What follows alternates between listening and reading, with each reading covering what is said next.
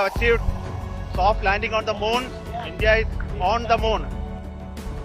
Landing के बाद चंद्रयान 3 ने भेजी चांद की पहली वीडियो और तस्वीर। दिखा चांद के दक्षिणी ध्रुव का ऐसा खौफनाक मंजर। अगले 14 दिनों तक चांद पर घूमते हुए चंद्रयान करने वाला है बड़ा कमाल। इसरो का ये मेगा प्लान देखकर दुनिया की स्पेस एजेंसीज हुई हैरान परेशान। दोस्तों, चांद की कक्षा में पहुंचने से लेकर आज तक इसरो का चंद्रयान 3 रोज लगभग नई तस्वीरें और वीडियो भेज रहा है।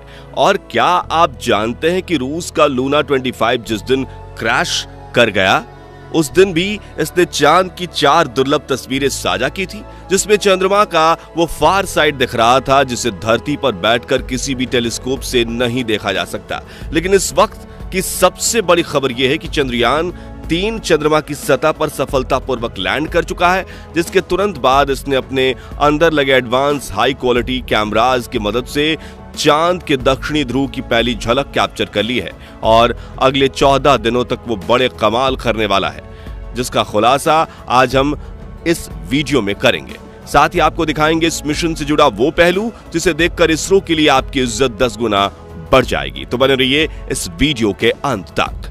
दोस्तों, 14 जुलाई को पृथ्वी से चांद के लिए रवाना हुआ चंद्रयान 3 ने इतिहास तो तब रचा जब उसने 23 अगस्त की शाम चांद के उस साउथ पोल पर लैंडिंग की जहां आज तक दुनिया का कोई देश नहीं पहुंच पाया। चंद्रमा का यह हिस्सा आज भी अपने अंदर अनेक ऐसे रहस्य समेटे हुए है, इसलिए दुनिया भर के वैज्ञानिक इसमें काफी रुचि दिखाते हैं। इसी बीच इसरो की तरफ से एक बहुत ही बड़ी गुड न्यूज ये आ रही है कि चांद पर लैंडिंग के बाद चंद्रयान 3 के विक्रम लैंडर की कंडीशन बिल्कुल ठीक है और इसने चंद्रमा पर रिसर्च करने के लिए अपने प्रज्ञान रोवर को चांद की सतह पर खुला छोड़ दिया है।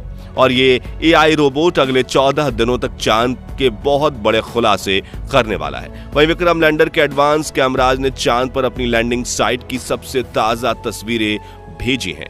इन लेटेस्ट फोटोज में आप सूरज की रोशनी को रिफ्लेक्ट करके चमक रही चांद की खूबसूरत सतह को साफ साफ देख सकते हैं। साथ ही ये भी देख सकते हैं कि चांद की सतह कितनी ज्यादा ऊबड़ खाबड़ है, जिसका ये हाल लंबे समय तक उल्कापिंडों की बारिश की वजह से हुआ है। वहीं लैंडिंग से ठीक पहले विक्रम लैंडर पर लगे लैंडर पोजीशन डिटेक्शन कैमराज ने चांद की कई कमाल की फोटोज खींची थी और इसरो द्वारा शेयर की गई इन तस्वीरों में आपको कुछ नाम लिख के दिखाई दे रहे होंगे, जो कि चंद्रमा पर मौजूद बड़े बड़े इंपैक्ट क्रैटर्स हैं, जो यहां से तो हमें केवल गड्ढों की तरह दिखाई दे रहे हैं।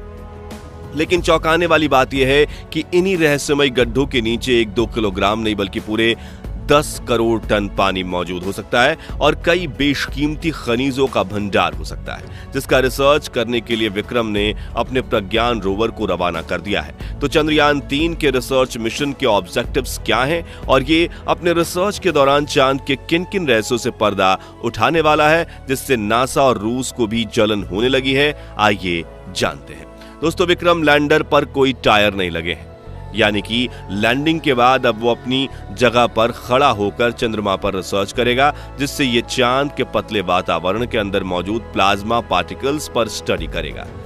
दिन और रात में चंद्रमा की सतह के बदलते तापमान पर रिसर्च करेगा, अपनी लैंडिंग साइट के आसपास आने वाले भूकंप की गति और तीव्रता की स्टडी करेगा और सतह के नीचे लेजर फेंककर सरफेस एलिमेंट्स की स्टडी करेगा, जिसके लिए इसके अंदर 4 पेलोड उपकरण लगाए गए हैं। जबकि चंद्रयान 3 का प्रज्ञान रोवर अपने 6 टायर्स की मदद के चलते हुए चांद के दूर दराज इलाकों की तरफ रवाना हो चुका है और चलते चलते इसने इसरो को भी चांद की डेटा भेजना शुरू कर दिया है। आपको बता दें कि प्रज्ञान रोवर में लेजर इंडक्टेड ब्रेकडाउन स्पेक्ट्रोमीटर और अल्फा पार्टिकल एक्सरे स्पेक्ट्रोमीटर जैसे 2 पेलोड उपकरण लगाए गए हैं, जो कि लेजर की मदद से चांद की सतह के अंदर तक झांकेंगे और सतह के नीचे मौजूद पानी का पता लगाएंगे। साथ ही ये चांद के मिट्टी और चट्टान में मौजूद मैग्नीशियम, एल्युमिनियम, क्रोमियम और सिलिकॉन जैसे कीमती खनिजों को भी खोज निकालेंगे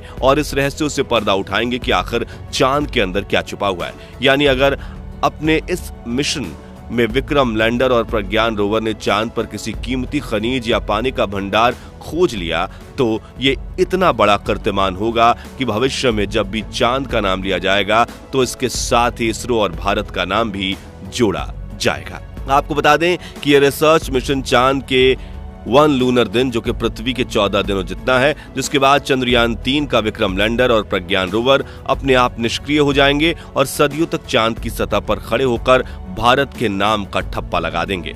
ऐसा इसलिए क्योंकि इसरो ने इन्हें वापस लाने का कोई प्लान नहीं बनाया है, वहीं इन्हें सिर्फ दिन के वक्त ही काम करने के लिए डिजाइन किया गया है। यानी 14 दिन के बाद जब विक्रम लैंडर की लैंडिंग साइट पर अगले 14 दिन के लिए रात होगी, तब इसके सोलर पैनल चार्ज नहीं हो पाएंगे और धीरे धीरे इसके सभी उपकरण बंद हो जाएंगे। हालांकि यहां गौर करने वाली बात यह है कि इसरो के इस मिशन का सबसे महत्वपूर्ण लक्ष्य चांद की सतह पर सॉफ्ट लैंडिंग करना था, मगर यह सवाल आता है कि चांद पर लैंडिंग करना इतना मुश्किल क्यों है? क्यों 23 अगस्त का दिन इसरो के इतिहास का सबसे ऐतिहासिक दिन बन चुका है? और क्यों इसरो की इस उपलब्धि से ब्रिटेन, चीन और रूस जलकर राख हो चुके हैं? दरअसल दोस्तों, चांद के दक्षिणी ध्रुव पर उतरना आसमान से तारे तोड़ने के समान है, क्योंकि चंद्रमा के दक्षिणी ध्रुव पर सूरज की रोशनी उतनी नहीं पहुंच पाती जितनी चांद के दूसरे हिस्सों पर पहुंचती है। इसी वजह से चांद के दक्षिणी ध्रुव पर चारों तरफ घनघोर अंधेरा रहता है। वहीं पृथ्वी से चंद्रमा के इस क्षेत्र की दूरी ज्यादा होने की वजह से लैंडिंग के दौरान कमांड सेंटर का लैंडर से संपर्क टूटने का भय बना रहता है। साथ ही चांद पर ऐसा कोई मजबूत वायुमंडल भी नहीं है जो लैंडिंग के दौरान घर्षण पैदा करके लैंडर की रफ्तार को कम कर सके। इसी वजह से चंद्रमा के इस हिस्से में लैंडिंग करना काफी चुनौतीपूर्ण रहता है।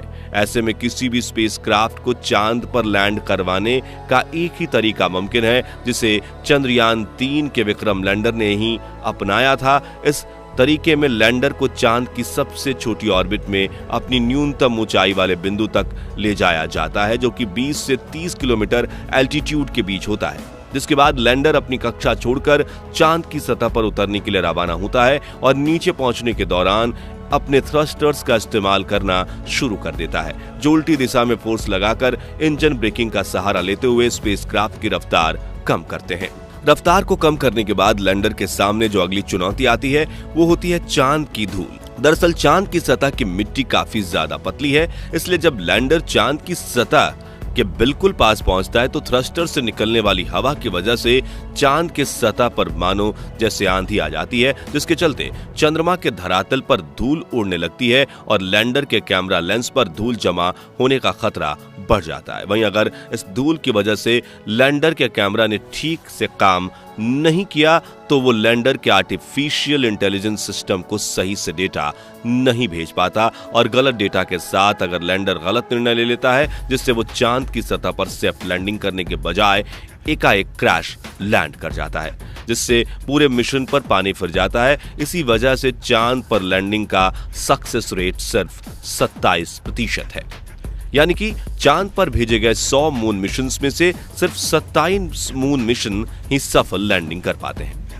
इसी बात से आप ये अंदाजा लगा सकते हैं कि आखिर चंद्रमा पर लैंडिंग करना कितना मुश्किल है और इसरो कि चंद्रयान 3 ने कितना बड़ा कमाल कर दिखाया है। और इस मिशन से इसरो ने वो कर दिखाया जो नासा और रूस जैसे बड़े देश भी नहीं कर पाए हैं। जी हां, नासा ने आज तक चांद की दक्षिणी ध्रुव पर कोई मून लैंडिंग मिशन नहीं किया, जबकि रूस तो चंद्रयान 3 से आगे निकलने की हड़बड़ी में एक हफ्ते पहले ही अपने लूना 25 मिशन में बुरी तरह से फेल हो चुका है। यानी भारत ने अमेरिका और रूस जैसे बड़े देशों को भी पछाड़ दिया है और पाकिस्तान तो अगले 100 सालों में भी स्पेस रिसर्च की फील्ड में भारत के आसपास तक नहीं पहुंच पाएगा। तो दोस्तों, क्या अगले 10 सालों में भारतीय स्पेस एजेंसी इसरो, नासा, चीन और रॉसकॉस्मॉस को पीछे छोड़ पाएगी या नहीं? इसके बारे में अपनी राय हमें कमेंट्स में जरूर बताइए। और अगर आपको इसरो के चंद्रयान 3 मिशन पर गर्व है तो इस वीडियो को लाइक और शेयर जरूर कर दीजिए। साथ ही मिशन से जुड़े ऐसे ही लेटेस्ट अपडेट्स के लिए हमारे चैनल को सब्सक्राइब और फेसबुक पेज को फॉलो जरूर करें। धन्यवाद।